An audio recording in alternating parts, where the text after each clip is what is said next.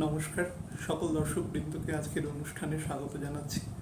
যে টপিক নিয়ে আজকে আলোচনা করব সেটা হচ্ছে শুক্রের নিজের মূল ত্রিকোণে অর্থাৎ তুলা রাশিতে আগামী 6ই সেপ্টেম্বর থেকে 2রা অক্টোবর পর্যন্ত যে গোচর সৃষ্টি হবে এবং সেই গোচরের ফলে যে আপেক্ষিক এফেক্ট আমরা প্রায় প্রত্যেকেই পাবো তার উপরে একটা সংক্ষিপ্ত আলোচনা। আমি আপনাদের বেশ কয়েকদিন আগে আলোচনায় বলেছিলাম যে যখন কোনো নতুন নক্ষত্র আলোচনার ক্ষেত্রে পাবো তখন সেই নক্ষত্র সম্পর্কে আলোচনা করে নেব। তো চিত্রা নক্ষত্র সম্পর্কে আমাদের অলরেডি আলোচনা হয়ে গেছে, যেটা তুলা রাশিতে 6°40' পর্যন্ত রয়েছে। তো তুলা রাশির 6°40' থেকে 20° পর্যন্ত স্বাতী নক্ষত্র রাহু নক্ষত্র অবস্থান করছে এবং তারপরে 20°পর থেকে একদম বৃশ্চিক রাশির 3°20' পর্যন্ত বৃহস্পতির বিশাখা নক্ষত্র থাকছে। তো আজকে যে নক্ষত্র নিয়ে আমরা আলোচনা করব এবং সামগ্রিক শুক্রের এফেক্ট নিয়ে আলোচনা করব সেটা হচ্ছে স্বাতী নক্ষত্র। সামনের দিন বিশাখা নক্ষত্র নিয়ে আলোচনা করব। আগে নক্ষত্রের আলোচনাটা করে নিই, তারপরে এফেক্টটা আলোচনা করব। কিছু লগ্নভিত্তিক স্পেসিফিক প্রশ্ন আছে, সেগুলো উত্তর দেব। আলোচনা শুরুর একদম প্রাক্কালে আপনাদের বলে দিই যে যারা অনুষ্ঠান দেখেন তারা একটু শেয়ার করবেন, প্রয়োজন মনে করলে সাবস্ক্রাইব করবেন, কিন্তু শেয়ার অবশ্যই করবেন। কারণ এই সময় যে ছোট ছোট গোচরগুলো এগুলো খুব ইম্পর্টেন্ট গোচর, কারণ বড় প্ল্যানেটের থেকে এখন খুব একটা আমরা খুব স্ট্যাগনেশন এফেক্টই পাবো গোচরে। এই সময় ছোট প্ল্যানেটগুলো কম্পারেটিভলি একটু গতিশীল করার চেষ্টা করবে, তার ফলে এই সময় যাকে বলা যায় টিপ অফ দ্য আইসবার্গ হিসাবে ছোট প্ল্যানেটসগুলোই কাজ করবে। তো সেই জন্যই আলোচনাগুলোর ইম্পর্টেন্স আছে। তো সেগুলো একটু মন দিয়ে, বিশেষ করে যারা ভবিষ্যৎ জীবনে অ্যাস্ট্রোলজি চর্চা করবেন বা সেই রিলেটেড কোনো কাজকর্মের সাথে যুক্ত আছেন, তারা মনে করলে শুনতে পারেন সেগুলো। আমি স্বাতী নক্ষত্র নিয়ে প্রথম বলে দিই। আপনারা প্রায় সবাই জানেন স্বাতী রাহুর নক্ষত্র এবং কালপুরুষের যে স্প্যানের মধ্যেও থাকে সেটা হচ্ছে 186°40' থেকে 200°-র মধ্যে অবস্থান করে। এবং যদি আমি স্পেসিফিক তুলা রাশিতে বলি তাহলে সেটা 6°40' পর থেকে 20° পর্যন্ত অবস্থান করে।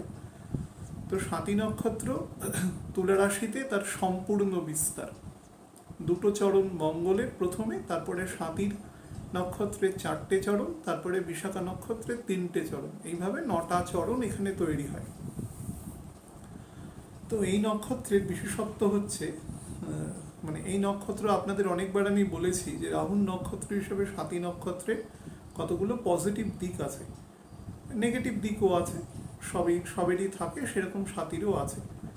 তো স্বাতীর আমি পজিটিভ দিকগুলোকে নিয়ে প্রথম বলে দেখে নর্মাল আলোচনায় করে নিই। এটা হচ্ছে একটা সিঙ্গেল স্টার কনস্টিলিয়েশন, যদিও বিভিন্ন মানে পণ্ডিতদের মধ্যে এই নিয়ে মতবিরোধ আছে যেখানে 2টি নক্ষত্র আছে, কিন্তু অ্যাকচুয়ালি আমাদের বৈদিক শাস্ত্র অনুসারে এটি সিঙ্গেল স্টার কনস্টিলিয়েশন, অর্থাৎ একটি মাত্র তারা দিয়ে এই তারাপুঞ্জ বা তারা, সেটা হচ্ছে স্বাতী নক্ষত্র।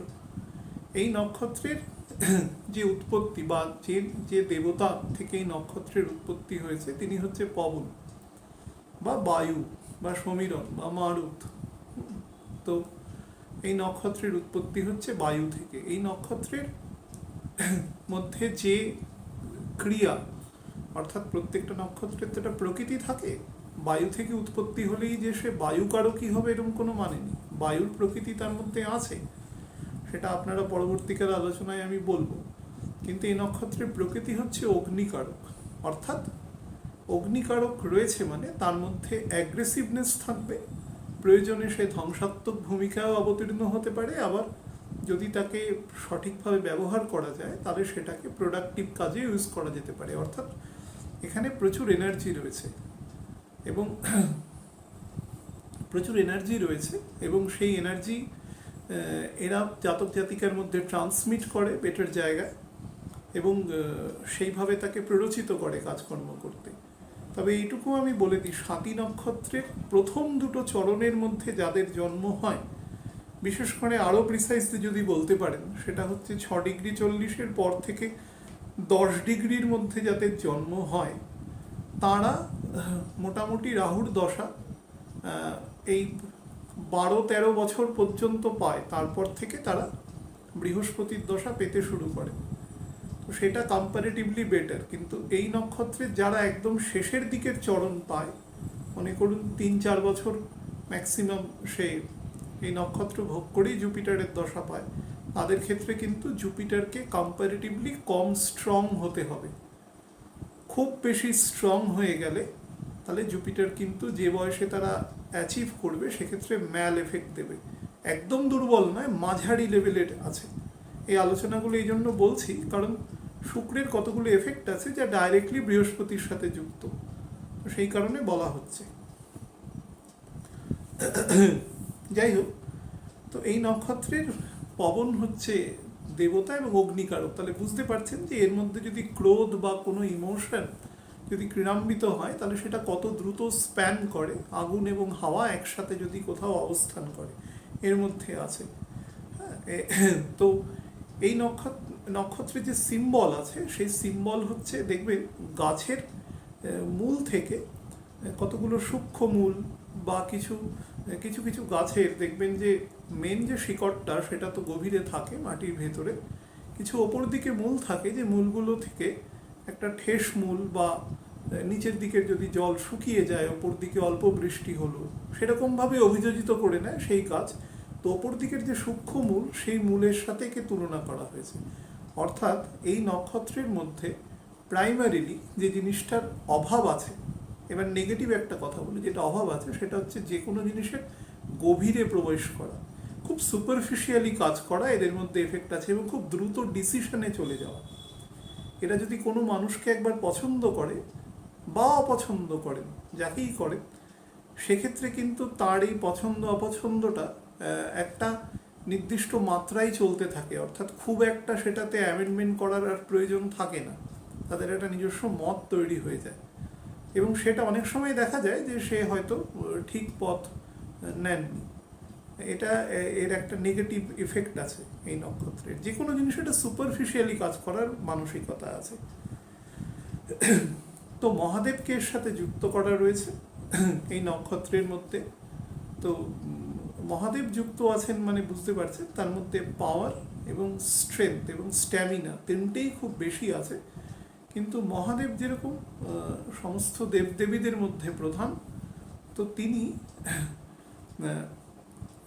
খুব স্বল্পে সন্তুষ্ট। আমরা যখন মহাদেবের পুজো করেন যারা, তারা দেখবেন যে খুব অল্পে সন্তুষ্ট।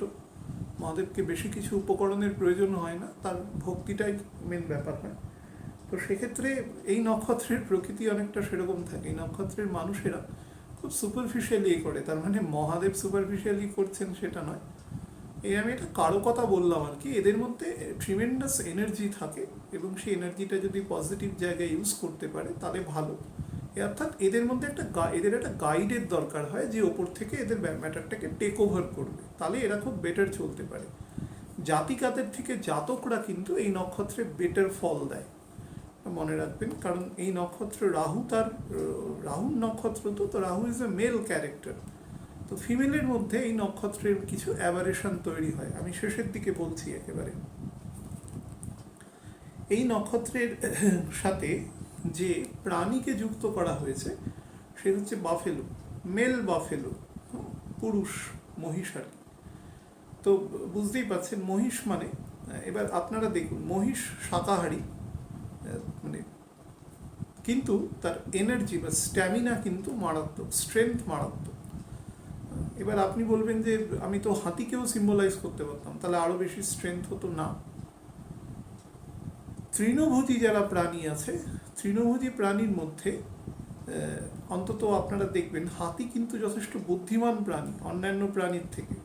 প্রাইমেট গোষ্ঠীদের মধ্যে যারা একটু নিম্নজনিতে জন্মগ্রহণ করেছে তাদের মধ্যে কিন্তু হাতির বুদ্ধি অনেক, হাতির মেমোরি পার্ট খুব ভালো। কিন্তু মহিষ যাদের বা অন্যান্য প্রাণী যারা আছেন তাদের ক্ষেত্রে কিন্তু সেই বুদ্ধি পার্টটা অতটা ইম্প্রোভাইজ নয়। অর্থাৎ এক্ষেত্রে একটা ম্যাচুরিটি, শক্তি কিন্তু ইম্যাচুরিটি দুটো একসাথে যুক্ত করছে এই নক্ষত্রের। এবং বর্ণ দেখবেন মহিষের ক্ষেত্রে কিন্তু, অন্তত আমাদের চারপাশে যে মহিষ দেখবেন অধিকাংশের বর্ণ কিন্তু ব্ল্যাকিশ বা একটা ডিপ ব্রাউনিশ একটা কালার থাকে। এই কালারটা কিন্তু রাহুর সাথে সিম্বলাইজড আর কি। এবার আপনি বলবেন যে কেন? কারণ রাহু হচ্ছে দ্য ডেমন, যে অন্ধকার সৃষ্টি করে, সূর্যকে গ্রাস করে নেয়, তো অন্ধকার সৃষ্টি করে। অন্ধকারের কারকতার জন্য এর সাথে একদম ডাইরেক্টলি যুক্ত আছে। এবার অন্যান্য প্রাণীর মধ্যেও থাকতে পারে, কিন্তু অনেকগুলো ক্রাইটেরিয়াকে একসাথে দেখতে গিয়ে দেখিয়েছে। আবার যখন শান্ত থাকে তারা কিন্তু একদম শান্ত, মানে এদের যদি একবার খেপিয়ে তোলে তাহলে কিন্তু ব্যাপারটা খুব খারাপ দিকে টার্ন নিতে পারে। তো যে পাখি এর সাথে যুক্ত আছে সে হচ্ছে পায়রা। এবার দেখুন পায়রা কিরকম প্রাণী হয়। পায়রা নর্মালি আমরা কি বলি, শান্তির প্রতীক, এসে মানে যথেষ্ট পিস লাভিং সিম্বল হিসেবে ইউজ করা হয়। কিন্তু পায়রার মধ্যে একটা জিনিস দেখবেন, পায়রার যারা পায়রা পুষেছেন বা যারা করেন তারা দেখবেন, পায়রা যেখানে একবার পোষ মানে বা যেখান থেকে খাদ্য পায়, অর্থাৎ একে যদি আপনি এর যে অবলম্বন সেটা যদি জুগিয়ে যেতে পারেন, এ কিন্তু আপনার অ্যাকাউন্টেবল থাকবে। কিন্তু যদি খাদ্যের সমস্যা হয় বা কোনোভাবে তার যে লাইভলিহুড, জীবন চালানোর জন্য তার যে প্যারামিটারগুলোর দরকার হয় সেগুলোর যদি অভাব ঘটে, তাহলে কিন্তু সেখানে থাকবে না, সে চলে যাবে। সিম্বলিক জায়গাটা হচ্ছে এটা। এবং শুধু চলে যাবে না, এটাকে কিন্তু খুব নেতিবাচক স্তরেও বিবেচনা করা হয়, সেখান থেকে চলে যাবে। আগে দেখবেন অনেক জায়গায় যেখানে বিভিন্ন এফসিআই এর গোডাউন আছে বা অন্যান্য যেখানে খাবার দাবার স্টক রাখা হয়, লরি থেকে নামাচ্ছে ওঠাচ্ছে, সেখানে দেখবেন পায়রা বা অন্যান্য পাখি অটোমেটিক্যালি চলে আসে। আমি নিজে দেখেছি এরকম গোডাউন বন্ধ হয়ে গেছে, কিন্তু বর্তমানে অন্য জায়গায় শিফট হয়ে গেছে হয়তো, তো সেখানে কিন্তু এখন আসে না। অ্যাকচুয়ালি এদের মধ্যে যেটা দরকার হয় সেটা হচ্ছে এদের সবসময় আপনাকে একটা জুগিয়ে যেতে হবে একটা বয়স পর্যন্ত। এই জিনিসটা যদি কোনো সময় ঘাটতি হয় তাহলে কিন্তু আমি প্রথমেই আপনাদের আলোচনায় বলেছি যে এদের মধ্যে কিন্তু যে কোনো জিনিসের গভীরে প্রবেশ করে চিন্তা করার ক্ষমতাটা অপেক্ষাকৃত কম থাকে, বা তারা করতে চায় না। কম থাকাটা বলাটা ঠিক নয়, তারা করতে চায় না, তারা খুব দ্রুত ডিসিশনে চলে যায়। ঠিক আছে, পাচ্ছি না এখান থেকে, তো চলো অন্য কোথাও থেকে ব্যবস্থা করে নিই। তো সে কিন্তু অতদিন যে সেখানে থাকলো, তার যে একটা সেখানের সাথে যে একটা বেসমেন্ট তৈরি হলো, সেটা কিন্তু সে অত ভাববে না। তার মানে এটা নয় যে সে ইমোশনাল নয়, শুক্রের ঘরে আছে, ইমোশনাল ফ্যাক্টর তার আছে, কিন্তু ইমোশনটা ওভাবে নয়, মানে ইমোশনটার সাথে ওভাবে দয়া মায়া যুক্ত নয়। অর্থাৎ নিজের সুবিধা সুযোগটুকু শুধু সে চিন্তা করে। গাছ যেটা আছে যুক্ত, ট্রি, সেটা হচ্ছে অর্জুন যুক্ত আছে। তো অর্জুন গাছ হচ্ছে আমাদের কিসের সাথে যুক্ত? আমাদের বিভিন্ন ঔষধি তৈরিতে কাজে লাগে। তো রাহুর নক্ষত্রের মধ্যে, স্বাতী নক্ষত্রের মধ্যে এই গুণটা রয়েছে। এটা শতভিষা নক্ষত্রের মধ্যেও রয়েছে, যখন আলোচনা করব তখন বলবো। স্বাতী নক্ষত্রের মধ্যে এই গুণটা রয়েছে, এটা কিন্তু ভালো হিলার হতে পারে, খুব ভালো হিলার। আমি দেখেছি যে বহু মানুষ খুব ভালো রেকি দেন, খুব ভালো, বা অন্যান্য বিভিন্ন যে হিলিং সিস্টেম আছে যেগুলো টাচ হিলিং এগুলোতে হয়, এরা কিন্তু খুব ভালো দিতে পারে। বা এরা শুক্রের ঘরে আছে, মানে শুক্র তো অ্যাকচুয়ালি কেমিক্যাল, অ্যাকচুয়ালি মেডিসিন। যদি তার অনেকগুলো প্যারামিটার আছে, আর্ট অ্যান্ড কালচার আছে, তার সাথে সমস্ত রকম আর্ট অ্যান্ড কালচারের ফিল্ড আছে, এডুকেশন আছে, তার সাথে লিটারেচার আছে, আবার কেমিক্যালও যুক্ত আছে। তো আমাদের যে ওষুধপত্র, যেগুলো সঞ্জীবনী বিদ্যা একমাত্র শুক্রাচার্যই জানতেন, তো সেই হিসাবে এর মধ্যে কিন্তু হিলিং কোয়ালিটি আছে। এবং অর্জুনের ছাল থেকে অ্যাকচুয়ালি কি করা হয়, যারা মোটামুটি জানেন তারা দেখবেন যে শীতকালে খাওয়া হয়, সেটা সকালবেলা দুধের সাথে মিশিয়ে বা জলের সাথে মিশিয়ে খাওয়া হয়। সেটা আমাদের রক্তের মধ্যে যে আনস্যাচুরেটেড ফ্যাট যেগুলো তৈরি হয় সেগুলোকে বাইরে বার করতে প্রাইমারিলি সাহায্য করে, এবং সেটা আমাদের হৃদয়কে ভালো রাখে। তো শরীরের একটা ওয়ান অফ দ্য ইম্পর্টেন্ট অর্গানসকে কিন্তু সে মানে টেক কেয়ার করছে। এর থেকে বোঝা যায় এর মধ্যে গুণ আছে। আমি বলছিলাম যে এর মধ্যে প্রজ অ্যান্ড কনস দুটো জিনিসই সমানভাবে রয়েছে। যে এবার আমি বীজমন্ত্র বলে দিই। লাম, এর বীজমন্ত্র হচ্ছে লাম, ওম লাম। অনেক সময় সেটাকে শাম বা স্ন প্রত্যয় হিসাবে ইউজ করা হয়, কিন্তু অ্যাকচুয়াল বীজমন্ত্র হচ্ছে লাম। তো তো যারা এই নক্ষত্রে জন্ম তারা যদি 27 বার বা প্রকারান্তে 108 বার যদি এই মন্ত্র একাধারে দিনের মধ্যে কখনো, বিশেষ করে সন্ধেবেলা করলে সব থেকে ভালো, যদি করতে পারে করগুণে 108 বার, তো সেটা আপনাদের এনার্জিটাকে প্রপারলি সিঙ্ক্রোনাইজ করতে সাহায্য করবে। এই নক্ষত্রে যে প্রকৃতি হয় তাদের মধ্যে কিন্তু সুন্দর চেহারা হয়, তাদের দেখতে শুনতে ভালো হয়, উচ্চতা একটু বেটার দিকে হয়, মেয়েদের ক্ষেত্রে মাঝারি উচ্চতার হয়, দেখতে সুন্দর হয়, এবং শুধু সুন্দর নয়, এদের মধ্যে অ্যাট্রাকটিভ পাওয়ার থাকে, বোথ মেল এবং ফিমেল। অনেক সময় বলতে পারেন যে এদের মধ্যে একটা প্রবল আকর্ষণী শক্তি থাকে। যদি বৃহস্পতি এবং শুক্র সেরকম কোনো নবাংশে বা পোস্টিংয়ে থাকে তাহলে কিন্তু খুব অ্যাট্রাকটিভ হয়, এবং সেই অ্যাট্রাকটিভনেসটাকে এরা ব্যবহার করে, ম্যাল এফেক্ট ব্যবহার করে। এবার নেগেটিভ জায়গায় বলছি যে সেটা যখন যেখানে প্রয়োজন সেইভাবে ইউজ করে। এরা অ্যাকচুয়ালি খুব অপরচুনিস্ট হয়, কিন্তু খুব একটা কাউকে ক্ষতি করতে চায় না, বা ক্ষতি করার ইচ্ছে এদের থাকে না। যদি মারাত্মক অ্যাবারেটিভ জায়গায় প্ল্যানেট বসে না থাকে ছকের মধ্যে, তাহলে কিন্তু খুব একটা এটা ক্ষতি করবার চেষ্টা করে না। শুক্রের প্রকৃতি নর্মালি খুব লং টার্ম কোনো একটা যুদ্ধ করার মানসিকতা শুক্রের থাকে না। শুক্র ঠিক আছে কিছুক্ষণ হতে পারে, কিন্তু লং টার্মে নয় কোনো ম্যাটার। তো সেই হিসেবে এরা একটু সফট টেন্ডার হয়, কোমল হয়। তো এদের মধ্যে এরা জাতক হলে এরা স্ত্রী লোকের কাছে খুব প্রিয় পাত্র হয়, এবং সেটা ইরেসপেক্টিভ অফ এজ বা এরকম। আপনারা সবসময় এরকমভাবেই নেবেন না যে সেটা কোনো প্রেম সম্বন্ধ, সেটা কারুর ছোট ভাই বা কারুর অন্যান্য আত্মীয় পরিজন হিসাবেও বা মুখে ডাকা আত্মীয় পরিজন হিসাবেও কিন্তু বেশ এদের একটা জনপ্রিয়তা থাকে, বিশ্বাস এরা অর্জন করতে পারে সহজে। তো এরা কার্মিক হয়, স্বাধীন চেতা হয়, কিন্তু নর্মালি এরা টেকনিক্যাল ফিল্ডে কাজ করতে পছন্দ করে, বা কোনো জিনিসের সেল পারচেস এরা খুব ভালো করতে পারে। কোনো একটা প্রোডাক্ট বিক্রি হচ্ছে না, তো এরা ঠিক বিক্রি করে দিতে পারে ব্যাপারটাকে। এরা খুব জেদি হয়, একরোখা হয় প্রচণ্ড, যেটা ভেবে নেয়, এবং যেহেতু সেটাকে দ্বিতীয়বার আর কোনো ভাবার সুযোগ এরা নর্মালি যায় না সেখানে, তারপরে সেটাতে স্টিক করে থাকে, এবং প্রয়োজনে এরা শত্রু দমনকারী হয়ে যায়, কিন্তু মারাত্মক রকম। কারণ অগ্নিকারক প্রকৃতি রয়েছে এবং মহাদেবের সাথে একদম ডাইরেক্টলি অ্যাসোসিয়েটেড রয়েছে। তো তেমন হলে কিন্তু একদম মানে দণ্ড দিতেও এরা কোনো সময় কসুর করে না। এদের মধ্যে আর্ট অ্যান্ড কালচারের প্রভূত গুণ থাকে, এবং সেই গুণকে এরা কাজে লাগিয়ে কিন্তু জীবনে অনেক সময় পেশাও হতে পারে, এদের মেন পেশা এক্ষেত্রে। তো এই নক্ষত্রে নর্মালি দেবগণের নক্ষত্র, এটা আপনারা সবাই জানেন। তো দেখুন, রাহুর নক্ষত্র দেবগণ, তার মানে এই নক্ষত্রকে কন্ট্রোল করার কিন্তু একটা চেষ্টা রয়েছে, এবং ঘরটাও শুক্রের ঘরে। তো সেই হিসাবে যত রকমভাবে কন্ট্রোলিং পাওয়ার দেওয়া যেতে পারে সেটা দেওয়া হয়েছে, কিন্তু বারবার বলছি এই নক্ষত্রের মধ্যে বেশ কিছু অ্যাবারেটিভ দোষ আছে। এই নক্ষত্রে জন্মগ্রহণকারী লোকেরা মোটামুটি শনির দশা জীবনে 40-42-এর মধ্যেই এদের শেষ হয়ে যায়, খুব বেশি হলে, তার বেশি থাকে না। পুরো রাহুর দশা যদি কেউ ভোগ না করে তার বেশি থাকে না। তো সেই হিসাবে দেখা যায় যে এদের জীবনের একটু শুরুর দিকেই ম্যাচুরিটি চলে এসছে, যেটাকে আমরা বলি প্রিকোসিয়াস ম্যাচুরিটি চলে এসছে। কিন্তু সেই ম্যাচুরিটি তাল মেলাতে পারে না বলে এরা কোনো দিকেই যে খুব একটা বেটার বিকশিত হতে পারে সেটা নয়। ম্যাচুরিটি আসা মানেই সেটা নয় যে সেটা খুব ভালো ফল দেয় সবসময়। সেটা একটা নেগেটিভ জিনিস এর মধ্যে রয়েছে।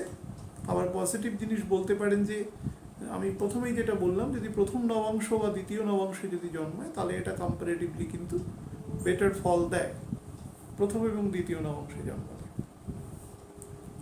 এবার শুক্র এখানে ট্রানজিট করবে। শুক্র এখানে 6ই সেপ্টেম্বর রাত্রিবেলা, অর্থাৎ 12টা থেকে 5 থেকে 6 হবে, 12:48 কলকাতার লংগিটিউড ল্যাটিটিউডে তুলা রাশিতে প্রবেশ করবে, এবং থাকবে 2 অক্টোবর সকাল 9:36 পর্যন্ত শুক্র এখানে অবস্থান করবে। তো শুক্র যেদিন এখানে ঢুকবে সেই সময়ের গোচরটা আপনাদের জাস্ট একটু বলে দিই। সেটা হচ্ছে বুধ এবং মঙ্গল দুজনের দ্বাদশে থাকবে। দেখুন, বুধ তার স্বক্ষেত্রে রয়েছে, তুঙ্গ ক্ষেত্রে রয়েছে, এবং বুধ শুক্রের ঘরেও 1 ডিগ্রির থেকে সামান্য একটু বেশি ঢুকে বকরি হয়ে আবার আলটিমেটলি চলে যাবে। কিন্তু দ্বাদশে থাকার জন্য, মঙ্গল এবং শুক্র দ্বাদশে থাকার জন্য শুক্র কিন্তু এখান থেকে প্রচুর বল পাবে, একটা ইমেন্স ফোর্স পাবে, যার ফলে, এবং যেহেতু শুক্রের ওপরে শনির দৃষ্টি আছে, 10th দৃষ্টি, তার ফলে শুক্রের যে নর্মাল প্রকৃতি আছে, যেটা হচ্ছে ভোগ বিলাস বা এক্সপেন্ডিচারের দিকে বেশি পরিমাণে চলে যাওয়া, যে কোনো জিনিসের একদম আলটিমেটাম ব্র্যান্ড ভ্যালুর দিকে চলে যাওয়া, সেই জায়গাটাতে কিন্তু শুক্র নিজেকে কন্ট্রোল করবার চেষ্টা পাবে। তার ফলে আরও একটা জিনিস বলি, দ্বাদশে যেহেতু দ্বাদশ ঘরে, এবং এই এই মাসের মোটামুটি মাঝামাঝি সময়ে বৃহস্পতি যেহেতু শিফট করে চলে আসবে মকর রাশিতে, একদম শুরু মানে মকরের শেষের দিকেই থাকবে, কিন্তু তার একটা নবম দৃষ্টি থাকবে, সেটা হচ্ছে বুধের ঘরে, অর্থাৎ যেখানে মঙ্গল এবং বুধ অলরেডি বসে রয়েছে, সেখানে দৃষ্টি থাকবে, এবং মঙ্গলের দৃষ্টি থাকবে এখান থেকে 8th দৃষ্টি যেটা, সেটা মঙ্গলের নিজের ঘরে, এবং সপ্তম দৃষ্টি থাকবে যেখানে শুক্র গিয়ে তুঙ্গস্থ হয়, সেটা হচ্ছে মীন রাশি, এবং পোস্টিং রয়েছে শুক্রের দ্বাদশে, তার ফলে শুক্রের যে রিপু দোষটা আছে সেটা কিন্তু অনেকটাই খণ্ডন করে দিতে পারবে।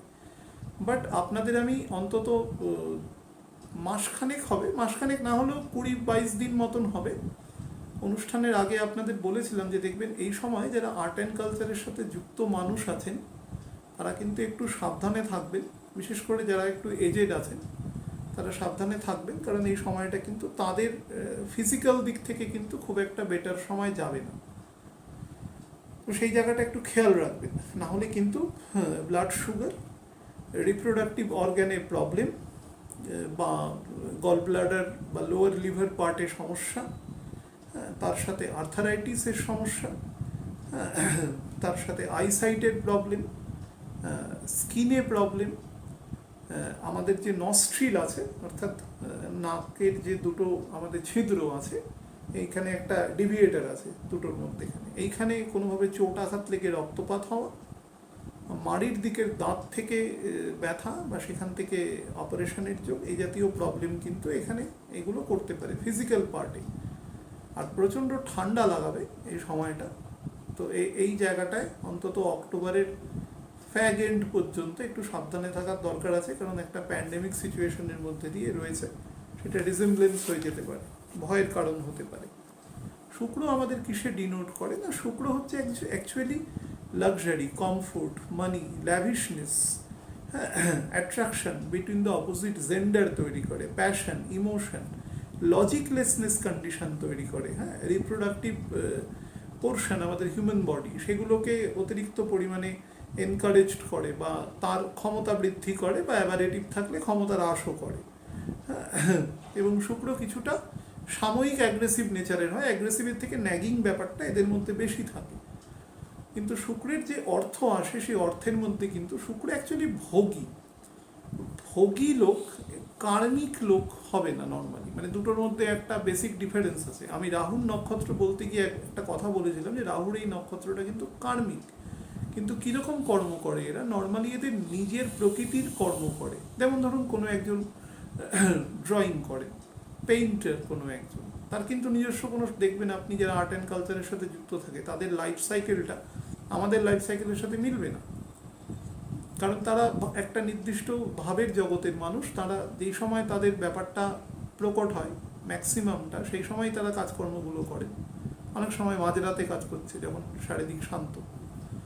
তো আমাদের সাথে শুক্রের একটা বেসিক প্রকৃতি আছে, আমাদের সাথে একটা শুক্রের প্রকৃতির একটা ডিফারেন্স আছে, আমাদের মানে আমাদের যারা কমন র্যাঙ্ক অ্যান্ড ফাইল মানুষ আছে যারা, কিন্তু শুক্রের প্রকৃতি সবসময় আপনাকে যেটা করবে সেটা হচ্ছে অনুশাসনহীনতার মধ্যে একটা নিয়ে যাবে। অর্থাৎ সমাজের সংখ্যাগরিষ্ঠ মানুষ কি করে, রাত্রিবেলা ঘুমোয়, সকালবেলা উঠে কাজকর্ম করে, একটা আমাদের মতন সাধারণ মানুষ। শুক্র তার বিরুদ্ধে কাজ করে। শুক্রের কাজ আপনি অধিকাংশ ক্ষেত্রেই দেখবেন, অভিনেতা অভিনেত্রী তারা অনেক সময় রাত্রিবেলা তারা কাজ করছে, বা সারাদিন কাজকর্ম করার পরে রাত্রিবেলা রিল্যাক্স করছে, যে সেই সময় আমরা হয়তো ঘুমিয়ে রয়েছি কাজকর্ম করে। তাদের জীবনযাত্রার যে প্রকৃতিটা আমাদের থেকে ডিফারেন্ট হয়, এটা আমি বোঝানোর চেষ্টা করছি। শুক্র কিন্তু এটা এনকারেজ করে, নিজের মূল ত্রিকোণে আসে, যদিও শনি দ্বারা দৃষ্ট আছে। শনি দ্বারা দৃষ্ট আছে বলে জায়গাটা বেটার আছে। ইমিডিয়েট বৃহস্পতি দ্বারাও দৃষ্ট আছে, কিন্তু বৃহস্পতি তো এখন অলমোস্ট নেমে এসছে, এবং এই মানে সেপ্টেম্বরের 15 তারিখ বৃহস্পতি অলমোস্ট মানে 15 তারিখ বিকেল 4টে সময় ঢুকে যাবে সে মকর রাশিতে। তো সেই হিসাবে তার ফলটা কিন্তু তারপরে দ্বাদশের এফেক্টে দেবে। কিন্তু এই সময় দুটো প্রিকশনারি জায়গা বলে দিই। চেষ্টা করবেন যে এক্সপেন্ডিচারের উপরে হ্রাস টানতে। এক্সপেন্ডিচারের উপরে কিন্তু অলরেডি হ্রাস টানার রয়েছে। দ্বাদশে মঙ্গল এবং বুধও থাকবে, এবং বুধ এখন স্লো হয়ে গেছে অনেকটা। তবুও বলছি দ্বাদশে গ্রহ আছে, তো হ্রাস টানার চেষ্টা করবেন, নাহলে হঠাৎ করে কিন্তু অনেক টাকা অনর্থক ব্যয় করিয়ে দেবে এখানে বুধ। এবং বিশেষ করে ভোগ্যপণ্যর পেছনে, যেটার প্রয়োজন না হলেও ইমিডিয়েট চলে। আর শনি যতদিন ডাইরেক্ট না হচ্ছে 11ই অক্টোবর, ততক্ষণ পর্যন্ত কিন্তু খরচের উপরে হ্রাস টানবেন। এবং যারা টিনেজার মানে সবেমাত্র অ্যাডলোসেন্ট গ্রোথে গেছেন এরকম ছেলে মেয়ে, স্পেশালি মেয়ে আমি আরও বলছি, তাদের দিকে কিন্তু মা বাবারা একটু নজর দেবেন। এই সময় একটু ডিরেইলড হওয়ার একটা জায়গা রয়েছে। সেটা স্টার্ট হয়েছে 26শে অগস্ট থেকে, সেটা চলবে, দুটো ফেজে চলবে। প্রথম ফেজটা হচ্ছে নভেম্বর মাসের মোটামুটি 12 তারিখ পর্যন্ত এই ফেজটা আছে। সেকেন্ড ফেজ হচ্ছে ডিসেম্বরের মোটামুটি 10-11 তারিখ থেকে ফেব্রুয়ারি মাসের 11 তারিখ পর্যন্ত। কেন স্পেসিফিক বললাম, আপনি যদি অ্যাট এ স্ট্রেচ মধ্যেখানের 1 মাস মতোকে ইগনোর করেন, তাহলে আমি বলবো 26শে অগস্ট থেকে ফেব্রুয়ারি, সামনের বছর ফেব্রুয়ারি মাসের 11 তারিখ পর্যন্ত কিন্তু যারা ছোট, যারা সবেমাত্র মানে কৈশোর থেকে যৌবনের দিকে পা রাখছে বা একটা মিড কৈশোর ফেজে রয়েছে, তাদের একটু কন্ট্রোল রাখবেন। আরও কি বলেছি, যদি ফিমেল হয় অর্থাৎ মেয়ে সন্তান হয়, তাহলে একটু বেশি খেয়াল রাখবেন। অ্যাকচুয়ালি খেয়াল দুজনকেই রাখবেন, কারণ একটা জিনিস দিয়ে বাকিটাকে কম্পেনসেট করা যায় না। আচ্ছা, ভেহিকেলের জন্য যারা গাড়ি কিনতে চান তাদের জন্য অত্যন্ত ভালো যোগ আছে ভেহিকেল, এবং চেষ্টা করবেন যে একবারে ভালো গাড়ি কেনার, কোনো ভীষণ ভালো গাড়ি কেনার যোগ আছে। এটা দ্য বেস্ট পোর্শন গাড়ি কেনার জন্য, ফ্ল্যাট কেনার জন্য। এটা কিন্তু আমি অ্যাজ এ হোল বলছি। আমি যখন মান্থলি প্রেডিকশন বলেছি তখন অনেককে বলেছি যে কিনবেন না, কাউকে কিনবেন না, কিন্তু অ্যাজ এ হোল এটা আমি জেনারেল প্রেডিকশন বলছি। জেনারেল মানে সমাজের একটা সংখ্যাগরিষ্ঠ লোক, মোরাললেস 60-65 লোক যদি এলিজেবল হন এবং প্ল্যান করে থাকেন, তাহলে it is the best time. কোন টাইমটা? সেটা 6ই সেপ্টেম্বর থেকে অক্টোবর মাসের 2 তারিখের মধ্যে যদি গাড়ি কিনতে চান তো কিনতে পারেন, সেটা বেটার হবে।